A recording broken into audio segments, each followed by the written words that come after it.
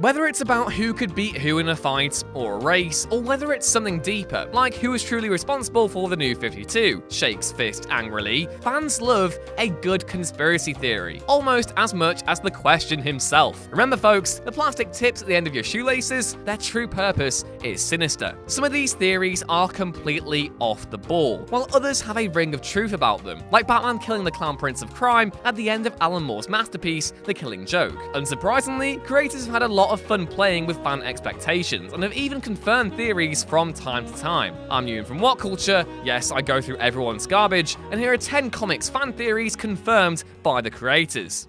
Number 10. Before they bought Fox, Disney tried to bury the X-Men. When the might of Disney took over Marvel, they managed to take a bunch of lesser-known characters and push them into the spotlight. It might seem hard to believe now, but there was a time when the likes of Thor, Iron Man, and the Guardians of the Galaxy weren't all that well known outside of comic book fandom. Everyone, on the other hand, had definitely heard of the X-Men. Now, as they were still licensed to Fox, it was obvious that they wouldn't be appearing in any movies anytime soon, but it did strike people as odd that they seemed to have very little place in the new Marvel verse that the House of Mouse was creating on the page. Suddenly, the X-Men seemed to be slowly disappearing, and fans were suspicious. This was confirmed in a Tumblr Q&A when a fan asked what was going on. Marvel Senior VP of Publishing Tom Brevoort replied, "If you had two things, and on one you earned 100% of the revenues from the efforts that you put into making it, and the other you earned a much smaller percentage for the same amount of time and effort, you'd be more likely to concentrate more heavily on the first, wouldn't you?" The X-Men are now back in Marvel's good graces, but for a period of time, Marvel genuinely tried to replace them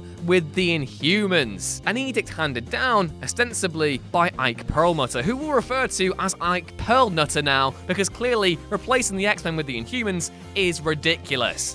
Number 9, and they did the same with the Fantastic Four. Back in 2015, Marvel did the unthinkable and cancelled the ongoing Fantastic Four comic. There was a major outcry of foul play, as fans of Marvel's first family couldn't quite believe that one of Stan Lee and Jack Kirby's most beloved creations had been put out to pasture. Wouldn't you know it, it was just around the time that Fox was going to release their new movie version of Stretch, Sue, Johnny, and Ben. Straight away, the internet found itself awash with conspiracy theories, and the most blatant one was that Disney themselves had pulled the plug on the comic book, which made perfect sense. After all, what company wants to give one of its rivals free publicity? Marvel obviously denied this, claiming a disconnect between the FF and their current fanbase, but even Jonathan Hickman, the writer behind the franchise at that point, called bull honky on that when he told Newsarama the idea behind that conceit is that the core concept is somehow broken, which is nonsense. But it was Marvel editor John Barber who put it best when he told them, "I think the lack of a current Fantastic Four series owes a lot more to the film situation than to a lack of interest. Not to be blunt,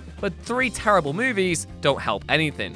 Number 8, Wonder Woman is bisexual. Living on the island of Themyscira before coming to Earth, Diana Prince grew up in a society populated entirely by women, but it wasn't until she left for pastures new that she really came in contact with man's world. Since then, she has been romantically linked with Bruce Wayne, Clark Kent, and Steve Trevor, but the question had always been raised as to whether or not Wonder Woman had been in any form of relationship before she became a defender of man's world. According to the amazing Greg Rucka, yes, she had. In an interview with Comicosity, he stated, quote, "Are we saying Diana had been in love and had relationships with other women? As Nicholas Scott and I approach it, the answer is obviously yes." He reasoned that it needed to be yes for a number of reasons, but perhaps foremost among them is, if no, then she leaves Paradise only because of a potential romantic relationship with Steve, and that diminishes her character. It would hurt the character and take away her heroism.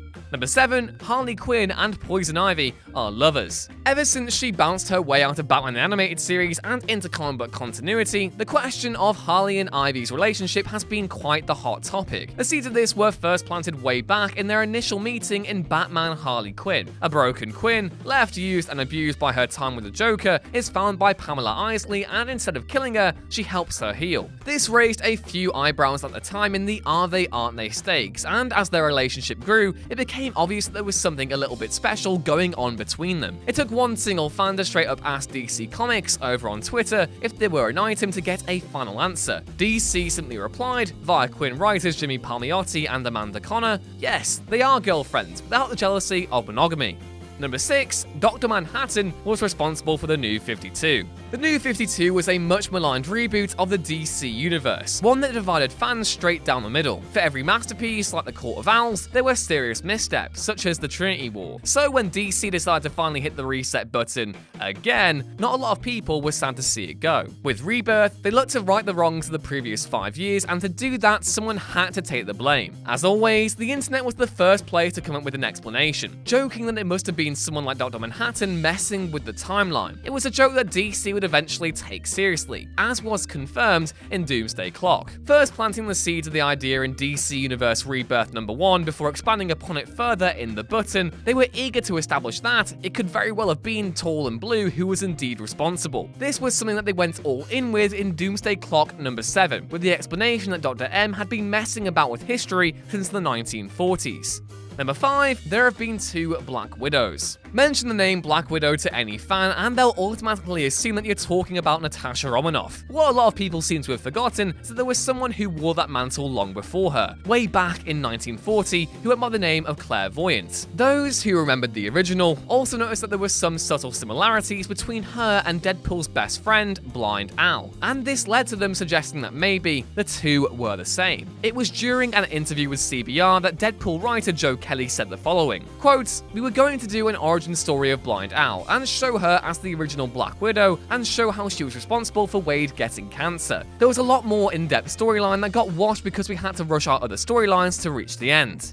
Number 4, Magog was designed as a dig at Cable. The antagonist of Kingdom Come, Magog seems to look slightly familiar. With one robotic arm, a glowing yellow eye, and belts and pouches coming out the wazoo, it didn't take long for people to put 2 and 2 together and ask, is this a take on Cable? During a look back on its 10-year anniversary, CBR had a sit-down with artist Alex Ross and asked if it was true that his design was a reaction to all the characters popping up in the 1990s. Ross said the following, "Yeah, there's a character that Mark Waid invented that was really just put to me like come up with the most god-awful Rob Liefeld sort of design that you can. What I was stealing from was the design of Cable. I hated it. I thought it looked like they just threw up everything on the character. The scars, the thing going on with his eye, the arm, and what was with all the guns?"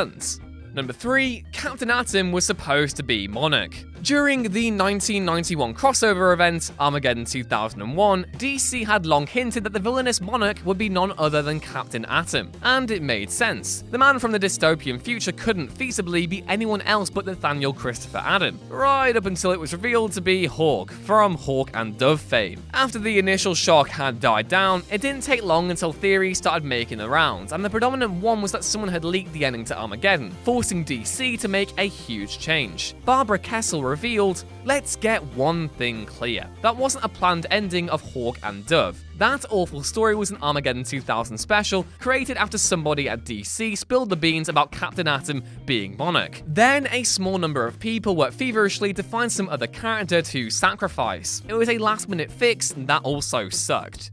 Number 2, Nightwing was going to die in Infinite Crisis. When Superboy perished at the end of Infinite Crisis, something just didn't seem to add up, especially as Batman, of all people, decided it was time to go against his lifelong rule and pulled a gun on Alexander Luthor. Why did the Caped Crusader behave in such a manner, over a character that he hadn't even been all that close to? Surely, something as out of left field for him would only be reserved for the loss of a person he cared deeply about. And with that, fans worldwide came to the same conclusion that it was one of the Bat family that was supposed to have bit the big one, and not Superboy. Immediately, all eyes fell on Nightwing, who would be more than willing to lay his life down for the cause, and the Nightwing miniseries pretty much set it all up to happen. Turns out, that was the case all along. During the DC Nation panel at Wizard World Philadelphia in 2006, Dan Didio was asked who he wanted to die, and he replied, "I wanted Nightwing dead, and he would have gotten away with it too if it hadn't been for those pesky kids." And Jeff Johns.